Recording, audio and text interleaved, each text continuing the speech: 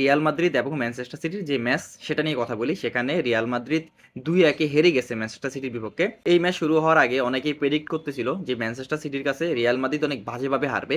কিন্তু আসলেই কি ওরকম বাজেভাবে হারছে কিনা সেটা হচ্ছে আমরা যখন ম্যাচের দিকে তাকাবো ফার্স্ট 30 মিনিটে আমরা যদি দেখি, সেখানে আমরা দেখতে পাইতেছি যে মাঠের বেস্ট প্লেয়াররা কারা ছিল।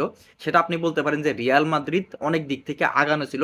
তার কারণ কারণ তাদের অ্যাটাকিং সাইড এত বেশি তারা ক্লিক করতেছিল, এবং যেই ফ্লান নিয়ে তারা নামছে, যে একটা ফ্লান আছে যে জাবি আলোনসোকে নিয়ে যেই সবচাইতে বড় ক্রিটিসাইজ করা হয় যে জাবি আলোনসোর কোনো ফ্লান নাই, সেখান থেকে আমি বলবো যে এই ম্যাচ শুরু হওয়ার পরে আমার মনে হয় একটা ফ্লান ছিল, সেটা হচ্ছে কার্লো আনচেলত্তির ফ্লান। এবং যেই ফ্লানে তারা বার্সেলোনার সাথে জিতছে, ডিফেন্সের ভিতরে তাদের যে স্পেসগুলো আছে ওখানে তারা যেভাবে নিজেদেরকে ইমপ্লিমেন্ট করছে রিয়াল মাদ্রিদ, সেটা বার্সেলোনার বিপক্ষ এবং ম্যানচেস্টার সিটির বিপক্ষ বারবার তারা কাউন্টার অ্যাটাকে যাইতেছিল, এত বেশি counter attack, first counter attack, যেটা কিনা রিয়াল মাদ্রিদের অ্যাটাককে আরো বেশি সুপ্রিয়র করতেছিল। এবং সেখান থেকে তারা তাদের 30 মিনিটের ভিতরে যে কাঙ্ক্ষিত গোল সেটা বের করতেছিল।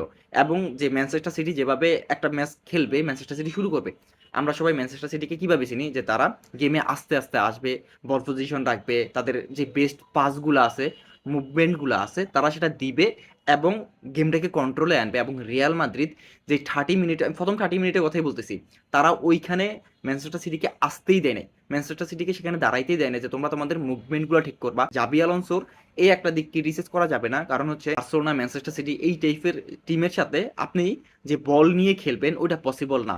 তার জন্য কিছুটা ডিফেন্সিভ অ্যাপ্রোচ নিয়ে খেলাটা এবং ফার্স্ট কাউন্টার অ্যাটাকে, যেটা কার্লো আনচেলত্তি করতো, ওই কাজগুলোই, এবং লং বল যাওয়া, যে বারবার অনেক বেশি লং বল যাওয়া, অ্যাকুরেট লং বল বা লং বল গিয়ে সেখান থেকে অ্যাটাকা যাওয়া, এই সব কিছুই করতেছিল। এবং রিয়াল মাদ্রিদের প্লেয়ারদের ভিতরে যে ইন্টেন্স ছিল যে হ্যাঁ এই ম্যাচ জাবি আলোনসোর জন্য হোক বা নিজেদের অস্তিত্বের জন্য হোক, কারণ লাস্ট 7 ম্যাচ ধরে তারা মাত্র একটা দুটা ম্যাচ জিততে পারছে, ওই সব কিছুকে নিয়েই রিয়াল মাদ্রিদ প্রথম 30 মিনিট পর্যন্ত খেলছে। তারপর থেকে ম্যানচেস্টার সিটিময় এই ম্যাচটা হয়ে গেছে, কারণ হচ্ছে প্লেয়াররা ওই মোটিভেশনটা ভিতরে রাখতে পারে নাই।